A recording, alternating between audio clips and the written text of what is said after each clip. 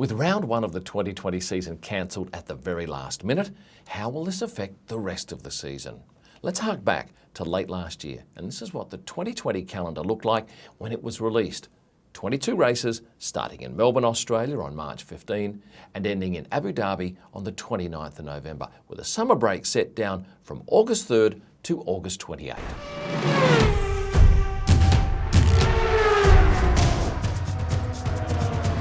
Well, coronavirus has put paid to the races running in that order. As it stands today, March the 18th, the first 4 races of the season won't be run as scheduled. And before we get too far into this video, thank you to luxurybazaar.com for getting behind the channel. This company has been around for decades, specialising in high-end accessories, in particular luxury watches. If you're after a pre-owned watch, be it a Rolex, a Hublot, maybe even a Patek, you want to be sure that the seller is both trusted and respected. Luxurybazaar.com is both. There's a link in the description below, luxurybazaar.com. As you'll remember, the Australian Grand Prix was cancelled less than 2 hours before the cars were due on track for FP1 last Friday in Melbourne. Now go back a month or so and you'll recollect that the Chinese Grand Prix was postponed on February 12. And then last Sunday, F1 announced that the Bahrain and Vietnam races would also be postponed, not cancelled. And that's important, as postponing allows the organisers to work with F1 to reschedule them. Cancelling does not. Now, the Australian organisers want to reschedule their race, but they've had to dismantle all of the barriers and structures around the track because it's a public space. To set it up and pack it up again would require another huge effort, and there'll be plenty of locals unhappy with another disruption. And getting all of the kit from the Northern Hemisphere to the Southern Hemisphere is no mean feat, not to mention the fact that Pirelli has already sent the 1800 tyres, which were earmarked for Australia, back to Europe to be destroyed, given the Australian race was cancelled, not postponed. Although I did read a report today that mentioned that the Australian event was only promoted as being cancelled, so punters didn't think it would be back up and running in the ensuing days. So the organisers are clinging on to postponement, while the official statement said it was cancelled. We're all unsure exactly what the situation is. Let's look at Bahrain now. It's the normal circuit and that race could easily be rescheduled. If so, it would make sense for it to be run around the same time as the Abu Dhabi race, given that they are less than an hour or so by plane away from each other. And that would help with the logistics and the costs of travel and freight. Let's come back to that though. The next races on the calendar are the Dutch and Spanish Grands Prix. These races are back-to-back, with Zandvoort set down for May 3rd and Barcelona on May 10th. But Spain is in lockdown now, with some 47 million residents banned from leaving their homes, and the EU has closed its borders to all non-essential travel. So these 2 races are definitely in doubt, and the FAA has already stated that it's looking at starting the season at the end of May, which would leave Monaco canned as well. Now Monaco's a little bit different. It's scheduled for May 24th, but it's run by the Automobile Club de Monaco. So if that race was cancelled, it wouldn't be Formula One's loss, but it would be disappointing, as it's one of my favourites. The next and 8th scheduled race is in Baku, Azerbaijan on June 7th. That country has been relatively coronavirus free, with just 9 reported cases and 1 death. That was as at March 14th. Now if they can stay on top of it, there's a good chance the F1 season could kick off in Baku. But if the virus gets out of hand like it has elsewhere, it could be peaking just prior to the race, which would certainly place a dark cloud over that race, kicking off the season. But let's assume it's under control and race 1 is in Baku. That'd leave us with a 15-race season, with the second race in Montreal, Canada, the week after Baku on June 14th. 2 weeks later, we'd be in France at Le Castellet, and the week after that, the show moves on to Spielberg in Austria. Then there's a free weekend. Now, that could be used to squeeze in, say, the Spanish GP, but the week after that, we're in Britain, which would mean there'd be 4 races in 4 weeks, and that's a fair workload for all concerned.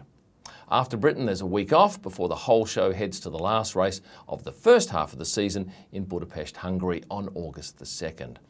Ross Brawn has already said there's a strong chance that they'll do away with the 4-week European summer break, which would free up 3 weekends. They'd probably move the summer break to April if that was the case. Now there's a chance the Dutch race could take place on the 16th of August, and then there could be a week off before the back-to-back races in Spa and Monza on August 30 and September 6th. Of course, that's assuming Italy's gotten on top of the virus by then. Now, 2 weeks later, we're in Singapore on September 20. Then the week after that, it's off to Russia. 2 races in 2 weeks. The weekend of October 4th is an off weekend, and then we see what is currently scheduled as round 18, the Japanese Grand Prix. Perhaps the Vietnam race could be squeezed in after Japan, given that Vietnam's not too far from Japan geographically. But that would mean no gap between Japan and the back-to-back races in Austin and Mexico on October 25th and November 1st. Once again, we'd be looking at 4 races in 4 weeks in 4 different countries. By this stage, there'd be just 2 races left. Brazil, 2 weeks after Mexico on November 15, and 2 weekends later, Abu Dhabi on November 29. It's been suggested that Bahrain could be run on the week between Sao Paulo and Abu Dhabi. Another suggestion was to extend the season by a week or 2 to fit the Chinese race in. And there has also been talk of reducing the race weekends to just 2 days instead of the current 3. Well, 4 if you take into account Thursday Media Day. This would allow teams more time to set up, pack up and travel. Squeezing so many races into such a short period would certainly put considerable pressure on everyone involved in this great sport. Of course, all this depends on how quickly the coronavirus retreats. If it's still a concern mid-year, we may see the entire season scrapped. So let's go back to the talk of race weekends comprising just 2 days. In that instance, it would be likely that Saturday was set aside for P1 and P2, with qualifying on Sunday morning and the race on Sunday afternoon. You'll remember that quali was held on Sunday morning in Japan last year when that typhoon put paid to any action on the Saturday. I liked it. I thought it worked well and made Sunday a super day. Whether they made Friday a media day or just did away with media day altogether, that's unclear. Of course, this would be a big change and there'd be a number of things to consider. For one, F2 and F3 would be severely impacted due to less time being available for them to occupy the tracks. They don't run at all F1 venues, but they do share the track at a number of races, so there'd be that to consider. TV would lose a complete day of programming and I imagine would be seeking a reduction in the fee they pay for access. People who'd bought 3-day grandstand tickets or paddock club tickets, they'd be looking for a refund when the actual cost of setting up those corporate suites and stands would have to be recouped over 2, not 3 days. So prices would have to be higher. And other vendors around the track would be looking at making their money over 1 less day. And with less money finding its way into Liberty's pockets, there'd be less prize money for the teams, you'd think. At present, there needs to be at least 8 races run to crown a world champion. Although they can change that by a simple meeting, I believe. And it looks like we would get to that number of 8.